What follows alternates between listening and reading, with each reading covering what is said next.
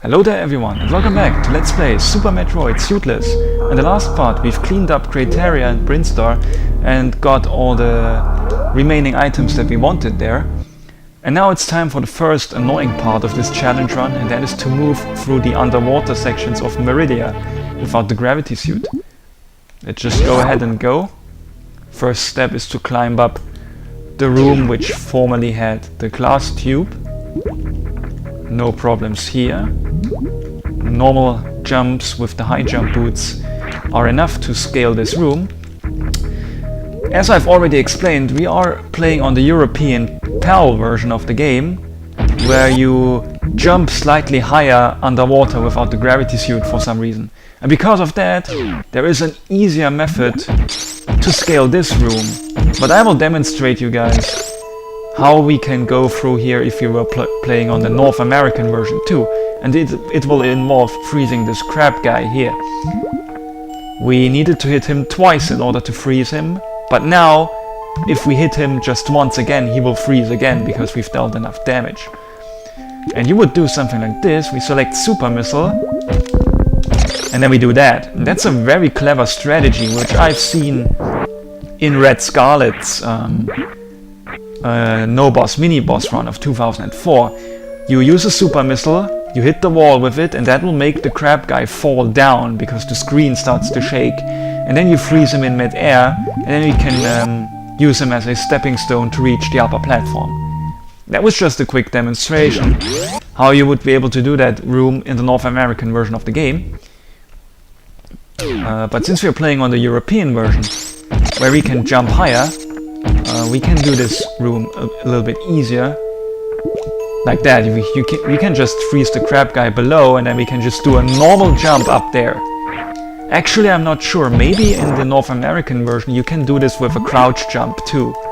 And by looking also down in mid-air to change your hitbox and to reach even higher. But I'm not sure. But yeah, freezing the crab guy in mid-air, as I've demonstrated in the beginning, is a safe strategy that works on all versions of the game. Let's be careful here and wait for this guy, because otherwise we would bump into him from below while doing this far jump to this platform here on the right. And now we have to get up here. In order to do that, let's freeze the crab guy, and then we will have to freeze the fish. I don't think you can do this. You can do this normally in the North American version. I think you will need to freeze another crab guy in mid-air to the right there again. You will have to follow a crab that's walking along this wall here to the right and then freeze him in mid-air. Let's show how to do this. A normal jump here won't work. Let's freeze the crab guy again. Will a crouch jump work? It reaches higher, but not high enough. So the last thing to do is a crouch jump while changing hitbox. Still doesn't work. So now let us try to do this for real. Freezing this guy here. Then we do a crouch jump, and that's enough. With a crouch jump we can finally jump onto this guy. So there we go. You could freeze this crab for help, but we don't need it. Again, the normal jump here won't do. Crouch jump, however, is just fine. Normal jumps will do fine then here, and then we can climb up the room like that. And so we are finally in this room. We will grab a super missile expansion here and increase our counter to 35 super missiles. Yeah, there we go. That's the invisible morph ball tunnel. There's a crab guy approaching, we're killing him. And now, since we're underwater, we can't bomb jump, the bombs won't do anything.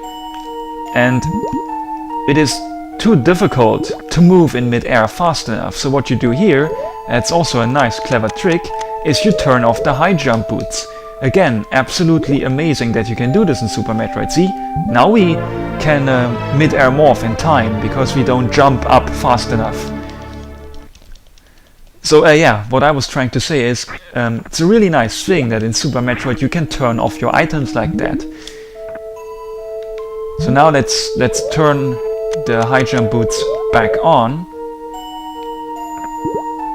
and exit this room. I'm still trying to demonstrate the changing hitbox thing with the crouch jumping, but I'm not finding a suitable platform to demonstrate it. Maybe this one. A normal jump won't reach. Crouch jump. A crouch jump already reaches. Let's go a bit lower. Let's go down to the middle. Let me demonstrate something. Let me do a crouch jump. That doesn't reach. Now I do a crouch jump. Then I change the hitbox, and did you see that? I suddenly bumped onto the platform. Because if you look down while you jump up, Samus's hitbox changes and her legs, do you see the leg movement? Her legs reach a little bit higher, and you can then use that to scale higher places. That's also really a nice technique. Very useful. Let's do it again. See, the crouch jump is indeed not high enough. And I will demonstrate it again. I will wait until the absolute last moment, and then I will look down and press right again. See? Jump up, press down and right, and there you go. Then suddenly you latch onto the platform. Absolutely amazing, this technique. Let's go down here. This room is very annoying, because if we fall down here by accident, then we will have to deal with those pink space pirates, like I just did by accident. They're very annoying. We can't defeat them without the plasma beam. I'll take the damage here and then use the invincibility to go through him.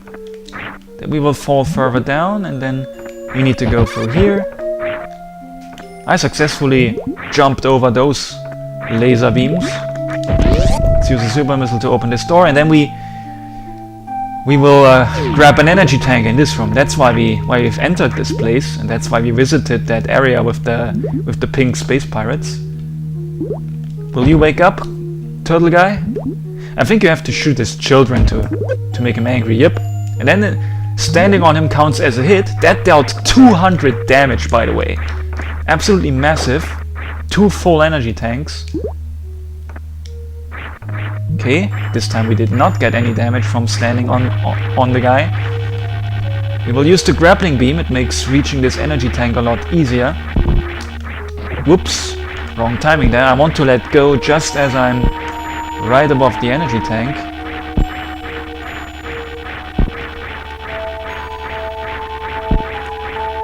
There we go. I struggled a bit with the timing there, but okay, we got it. We got the energy tank. That's all we really needed. We already have 145 missiles. That's a lot, whole lot. And we grabbed the super missile expansion before. That brought us to 35 super missiles, and we have 35 power bombs. But now let's take a free extra missile expansion and increase our counter to 150. There we go. Had to use a wave beam shot down there to destroy that block, and below that block is a hidden missile expansion. And that brings us to 150 in total now. We will probably have about 200 at the end of this run. We've already lost 2 energy tanks again because we got hit by the huge turtle guy. But yes, the energy tank was of course the main reason why we came here into this room. Whoa, jumped too early here. Okay, let's escape this place now. It's always annoying because the space jump here is on that very slim platform. And then it's easy to get hit and get knocked off. Okay, he was a dumbass there and didn't notice me behind him. That was useful. Do we make this jump? We barely make this jump. Okay, and so we can exit this room. Now we're here. Okay, that didn't work. We couldn't make the crab guy fall down here. But this guy to the left will hopefully come to our aid. We need a crab guy to make it out of here. Will he climb up here? He probably won't. He's out of the screen right now, and it seems like he doesn't move out of the screen. That's bad. Okay, let us refresh the room, reload the room rather, and let's immediately use a super missile to make a crab guy fall down. Wow, that was too late. That's unfortunate. I guess we could exit this room via the door on the left instead, but I'm exiting here. Okay, this time we've frozen the guy on time. If you don't have the grapple beam, like in a no boss mini boss run, for example, then it's possible to climb this part here by freezing this crab guy below, and it's really annoying to do. In particular, on a part to the right where you're even higher, you will need 2 crab guys in order to reach all the way up to where you want to go, to the door on the upper right, and that's really annoying and slightly difficult. You know, you have to use 2 crab enemies as a platform in the correct way to climb this room without the gravity suit and without the grappling beam. Or with the grappling beam we can just do this. Wow, I overshot here. We can latch onto this enemy, on this very useful enemy, and as you've seen here, if you use the grappling beam underwater without the gravity suit, then the physics go all mad, and your velocity becomes really, really high, and you just fly across the whole room in high speed, like this. And that makes it very, very easy to climb this room. Just use the grappling beam normally. There we go. And there we go. Let's swing once more, and then we're already up here. Yes, and this part is difficult to reach without the grappling beam because of this platform here. This platform below prevents you from doing a normal jump up here, and you will have to freeze a crab guy in mid-air here again to make it up here if you don't have the grappling beam. But yeah, as I've said, this is just a normal Suitless run. We don't make it... oh shit. Oh shit. We fucked up. The crab guy has climbed up too far. We aren't trying to make this Suitless run as hard as possible by skipping the grappling beam or the screw attack or useful items like that. We're using everything that we can. And that in particular also means using the grappling beam. The grappling beam is an incredibly useful item in a Suitless run. Okay, we're freezing the guy here. I can't jump. Okay, he's too high up. We will need to make him fall down with a super missile. There we go. Now we freezed him a little bit lower, and then we can climb up here. And then this platform is low enough so that we can scale it with a normal jump. There we go. And we want to go up here because there's a super missile expansion somewhere here. We're taking quite a lot of damage, as you can see, and behind this wall there's also a normal missile expansion, which of course we don't really need at all, but just for completion's sake we will be grabbing this. Okay. Let me kill this guy, he drops a missile. Oh, and we're at 156 in total already. That means that we have at least 160 missiles. Probably exactly 160 missiles. And then we go to the left here. We are here at the plasma beam area, I believe. We're close to the plasma beam. But we can't pick that up before we defeat Draygon. Or at least I can't pick it up. You can pick it up if you do some absolutely crazy X-ray climbing stuff. As I've said, there is a video that has been uploaded in 2015 by Snick, I believe, who shows you how to get the plasma beam without defeating Draygon by X-ray climbing through the locked door. Also, we are at 165 missiles already.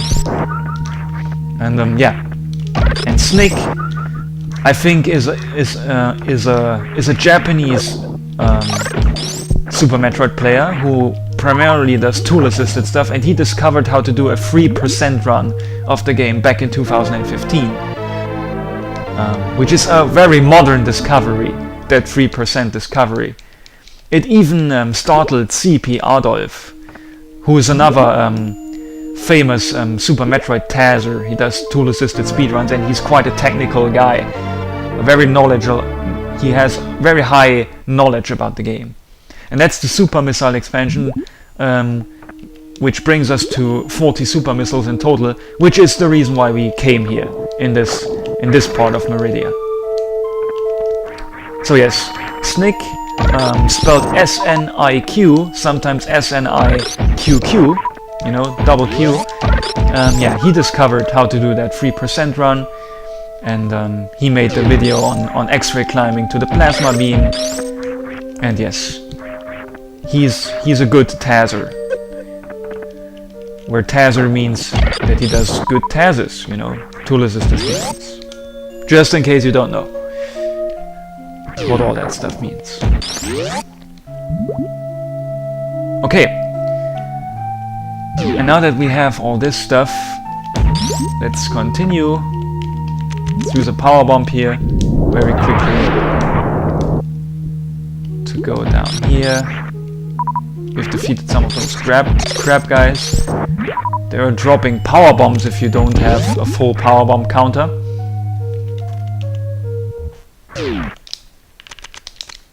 Let's use the power bomb here and let's make a safety save. As I've said, it's easier to die, and we don't want to easier to die than one might think, and I don't want to redo this part again. We've gotten the energy tank, we've gotten the super missiles, we've climbed up here, and that took us 17 minutes I think to do, so we really don't want to do this again. So back in the early 2000s, or well, rather late 2000s, I guess I tried it in about 2006 when I did my own no boss mini boss run. I didn't know how to climb this room. I didn't have the grappling beam since I was doing a no boss mini boss run, and in general I didn't know how to climb up this room. But when the Super Metroid page got updated in 2007 with the skipping the gravity suit page, I've seen how this room works. These snail guys, they stop moving if you look at them. So you look to the left, and okay, that counts as looking at them again. Let's shoot this guy to make him fall down again. He dealt quite a lot of damage. He's now moving really fast. Okay, we look to the right. That makes him move. We look to the left. That didn't work.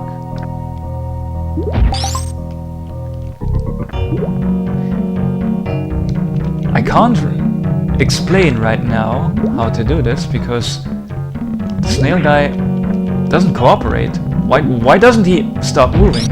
What the hell? I think I broke him by shooting him. And to be perfectly honest, I'm actually confused right now. Let's actually see how this goes. So you look at him and then he moves. Now he doesn't move. Now he moves. Okay, let's just say it depends on where you look. Right now he moves if we look to the right. There he finally is. If we look to the left, he stops moving. But now, if I jump up onto him, he will start moving again if we look left. So we look to the right, we jump, and then we look to the left. We look to the right and jump, then he moves up, we look to the left to make him stop. We jump up, look to the left, look to the right, jump up, look to the left, and he stops moving. And there we go. That's how you climb the room. And I've mentioned the grappling beam before because I said in the no boss mini boss run I didn't have the grappling beam, so I couldn't do this, which is actually useless to mention because that didn't matter. But yeah, in a grappling beam run, I guess you could technically climb up the room like this. Let's try it. Is it possible to reach the middle part? I don't actually think so. Okay, I do actually think you need to ride up a snail guy, regardless of whether you have the grappling beam or not. So, having mentioned the grappling beam was a useless thing altogether, and because of that we now have to re-climb this room again. I'm sorry for that. I've kind of been overdoing this. I tried too hard to explain things with the grappling beam here. So yes, but as I've said, the key in this room is to manipulate the snail guys by looking at them in the correct way. Looking to the left to make him stop moving, looking to the right and then he moves again. Look to the left and he stops moving. And we always start looking left again as we descend from our jump. We are taking our time here, we're doing this carefully. There we go, and now we're high enough. So that is that. And then there will be another tricky room. That Metroid there dropped a power bomb. That's nice.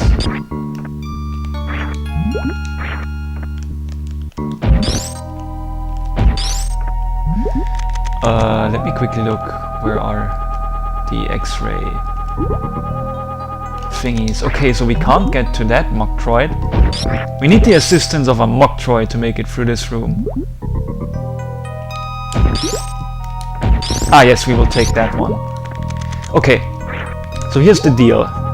There are speed booster blocks here, and there are crumbling blocks above us. We can't pass the crumbling blocks from below, but we can't destroy the speed booster blocks either, because we can't activate speed booster without the gravity suit. So we normally wouldn't be able to make it through this room, except if we glitch through the platforms. But we need the Metroid's help for that. This is not a hard thing to do, and this was known a long time ago, because the 14% game was already known in 2004, at least, maybe even earlier. And in order to skip the speed booster, you need to glitch through the platform here in order to go through here without the speed booster, like in this run. In order to do that, you need to freeze the Metroid. Okay, I've ducked this time to freeze him at a lower position. And then I did what I did before. As you could see, I couldn't quite jump onto the guy, but I changed my hitbox by looking down. And by doing that, I was able to jump onto the Metroid, and then Samus's head looked through the platform, and then I was able to glitch through the platform. And that's how you do this in a 14% ice run, you know, a 14% low percent run with ice beam and gravity suit, but without the speed booster. You need to do this trick to skip the speed booster. And that's really cool. That is really a cool trick, to just glitch through the platform like that. So yes, in the Suitless run it's required because we cannot use speed booster in this room, and in the 14% ice gravity suit run it's required because you simply don't have speed booster, and speed booster is the normal method of passing this room, destroying those speed booster blocks. 10 charged ice wave or space shots defeat Botwoon here. That's the name of this mini boss, I think. Even without the gravity suit, he's no problem. You can I just stayed in the left corner there, and he only hit me once. Very easy boss. Okay, so there we go. We will further go through Maridia, through a large underwater section here. We haven't been above water in ages. We will grab this free energy tank. Below us, above the quicksand, there are more speed booster blocks, which we cannot destroy because we don't have the speed booster. I don't know if you can make it through the lower path without the speed booster by dropping below the quicksand. I really don't know that, but yeah, we will take the easier path through, the easier upper path here anyway. It led to an energy tank, a completely free energy tank, and it will allow us to pass again through this room without destroying those speed booster blocks. But as I've said, I don't know if it's even necessary to destroy the speed booster blocks in this room and still be able to go down the lower path. If you do not have the grappling beam, by the way, the grappling beam kills those Metroids in one hit.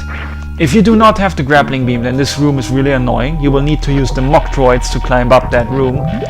But without the grappling beam we can, with the grappling beam we can just use it to get above water here. We're still below water, and now we're finally above water again. And so we can jump up here normally. And it's very, very helpful that there are some little above water parts here. Wait, let's get out of here. We do get damage if we are at the bottom of this quicksand part.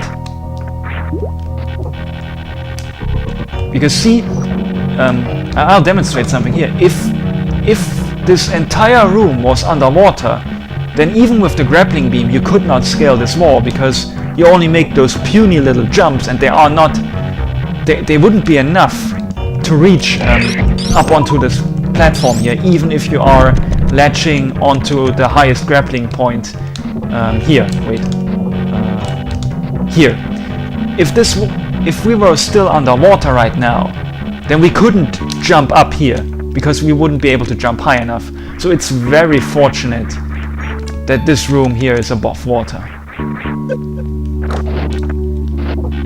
This room is exceptionally difficult without the grappling beam, and that's why a 14% X ice speedrun is so difficult. You're here there without the gravity suit, without high jump, without the grappling beam. Also, I didn't properly latch onto that grappling block. You need to be a little bit away from the grappling beam block in order to be able to grab it properly, like so. There we go.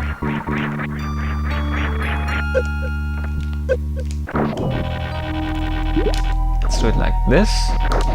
And we fail. And yes, so that's why, as I've said, the 14% X ice category is so difficult to do.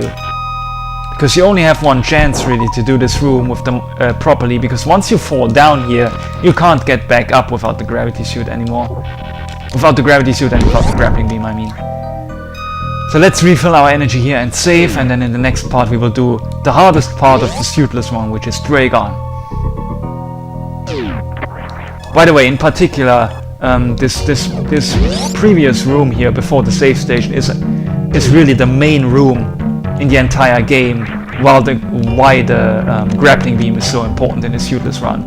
This previous room here really becomes a lot easier with the grappling beam. So let's save, and then I will see you at the next part.